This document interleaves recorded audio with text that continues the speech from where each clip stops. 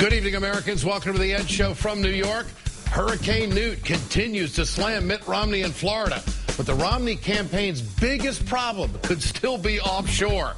And tonight, the President of the United States is responding on camera to this picture with Arizona Governor Jan Brewer.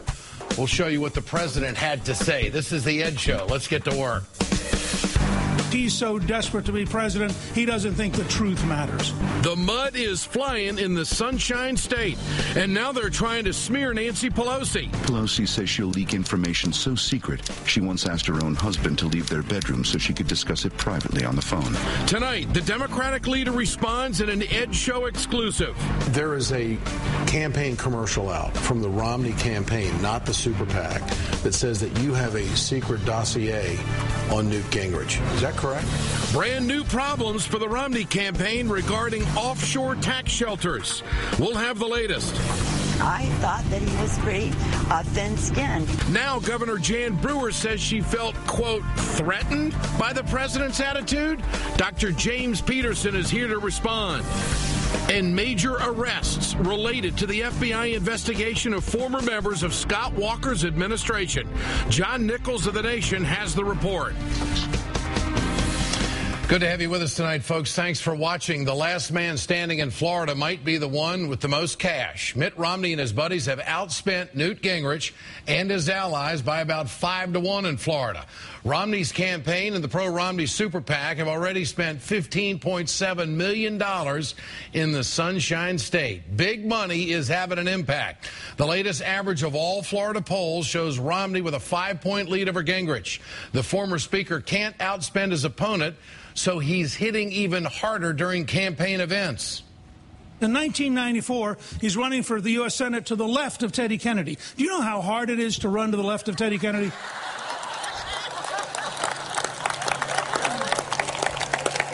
And he says, you know, I don't want to go back to the Reagan-Bush years. I was an independent then.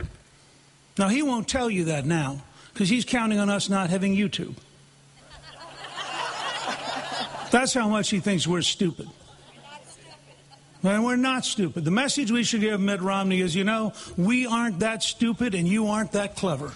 Romney's campaign is doing most of its talking on television. The Romney camp is using House Democratic leader Nancy Pelosi in an ad attacking the former Speaker Gingrich. Nancy Pelosi served on the committee that found Newt Gingrich guilty of ethics violations. Almost all Republicans voted against him. Gingrich paid $300,000. Later, he resigned in disgrace. Now Pelosi says she'll leak information so secret, she once asked her own husband to leave their bedroom so she could discuss it privately on the phone. Information so damaging, it would help Obama win. Newt Gingrich. We can't afford the risk. I'm Mitt Romney, and I approve this message. I spoke with Leader Pelosi earlier today. She gave us the definitive answer about any information she has on Newt Gingrich. There is a campaign commercial out from the Romney campaign, not the super PAC, that says that you have a secret dossier on Newt Gingrich. Is that correct? No, that's not true. Let me tell you what is the truth.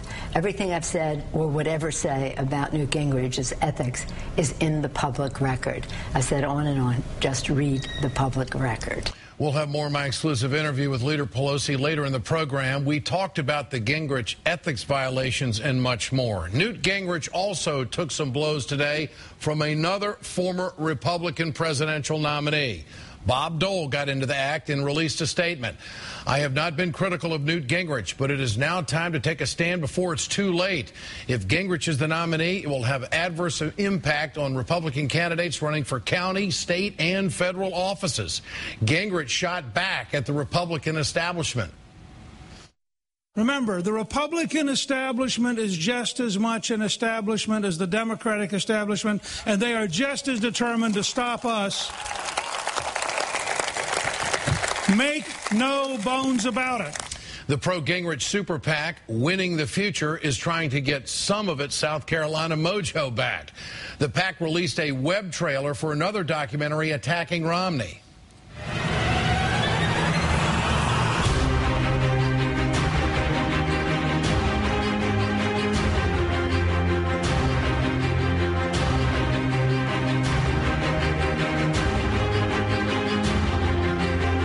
reasons not to elect me.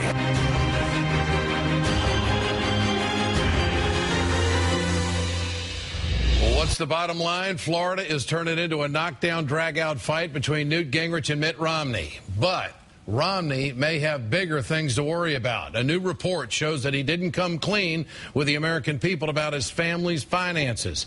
The LA Times first reported at least 23 funds and partnerships listed in the couple's 2010 tax returns did not show up or were not listed in the same fashion on Romney's most recent financial disclosure form.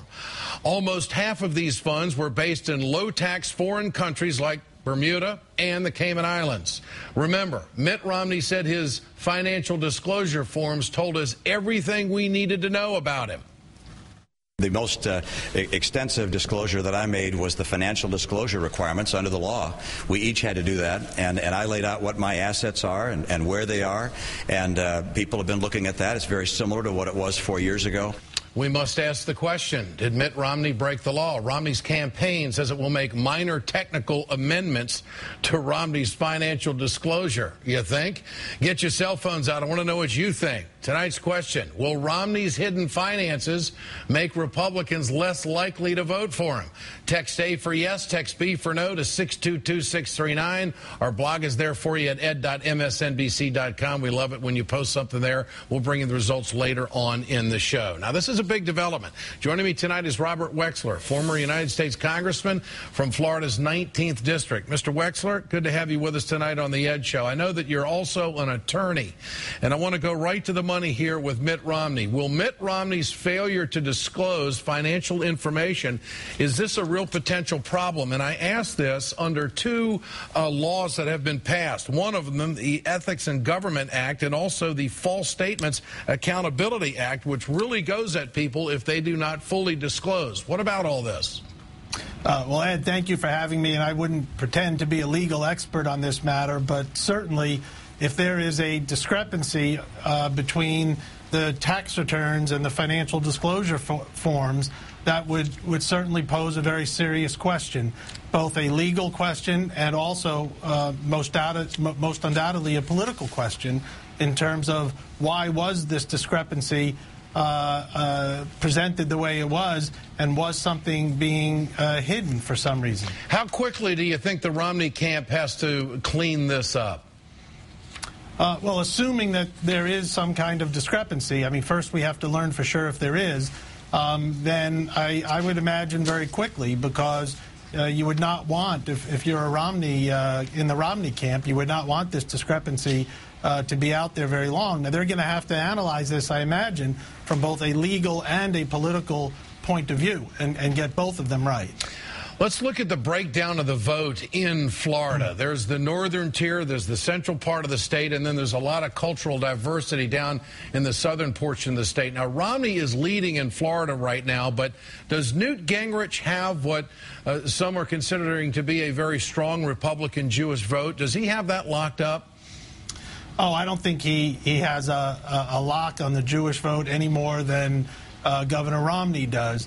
I think where Governor Romney has his advantage most distinctly is in the early voting. I believe close to 20% of the votes, maybe 400,000, were cast either on or before the date that the South Carolina primary took place, when Mr. Gingrich's star began to soar. So I think that's the biggest part of Romney's advantage. But Florida is known for very close races, so I suspect when all the dust is settled and all the money is spent and all the accusations are made, it'll probably be a very close race. How big is the foreclosure issue in Florida? I know the housing market has been a real issue for a lot of homeowners in that state, a lot of foreclosures. It's really hurt a lot of people. What about that?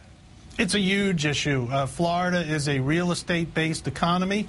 Of course, we are a diverse state. We have many sources of economic growth, but the real estate industry, both the residential and the commercial side, have been particularly hard hit.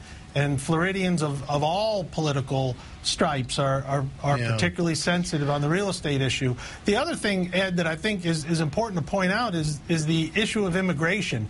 Now, Florida is a very special mix. Of course, the Cuban-American community has a special place in the law, and the Puerto Rican community, they're citizens of the country. But what we see in Florida right now is Governor Romney taking a very different position than he took in Iowa and New Hampshire. And of course, it would seem to be quite a hypocritical stance. Whereas before, he was strident. Now, all of a sudden, he's expressing some kind of warmth or sympathy with young people that are not citizens but maybe would join the military or go to universities. This kind of discrepancy will not hold up in the general election. Getting back to the foreclosures today, Newt Gingrich linked Romney to home foreclosures in the state of Florida. Here it is. How can a guy who literally owns stock in the Goldman Sachs investment fund that forecloses on Floridians run the ads he's been running? Is that a soft spot for Florida voters? What do you think? I think, you know, in that Governor Romney has predicated his campaign on his business acumen, all of these issues are quite relevant to his qualifications. Sure. I think it is ironic. I think we all must see the irony that in a Republican primary, these kinds of issues seem to be at the forefront. Issues of wealth, issues of fairness all of a sudden, issues of how Governor Romney made his money. But the ultimate judge, of course, will be the people. It's interesting that Republicans seem to care a great deal about this. I think when we get to the general, should Governor Romney be the nominee, that independent voters in particular would be troubled. Well, let's talk about the Democrats getting those independent voters in Florida. Are Florida Democrats confident that they can win the state in November? And I ask this with the backdrop of a governor, Rick Scott, who is not very popular, some pretty outlandish statements that have been made about President Obama from this Tea Party Congressman West. I mean, there's been a lot of political activity in Florida, and it all seems to show that the Democrats appear to be pretty normal and behind the working folk of America. Are you confident that the Democrats can win Florida? I'm very confident that Democrats under President Obama's leadership will win Florida. That confidence, of course, is tempered by a cautiousness because Florida, as you rightfully point out, has been hit very hard in terms of the real estate industry. The unemployment rate in Florida is higher than the national norm. But the basic essence of the Obama economic message, that 3.2 million people have jobs have been created in the private sector, 100,000 jobs in the automobile sector. Great news that General Motors is now back as the #1 leading automobile manufacturer and seller in the world. These are the kinds of issues that really are important in Florida. But also in Florida, national security and foreign policy plays a particularly important role. Yeah. And the president's extremely impressive record on Israel and his strength in terms of Osama bin Laden and eliminating al-Qaeda, and we saw it just over the weekend in terms of his bold action in Somalia. These are the kinds of issues that play across the line in Florida, from the Panhandle back to South Florida. Robert Wexler, great to have you with us on the Ed Show tonight. Thank you. Thanks so much.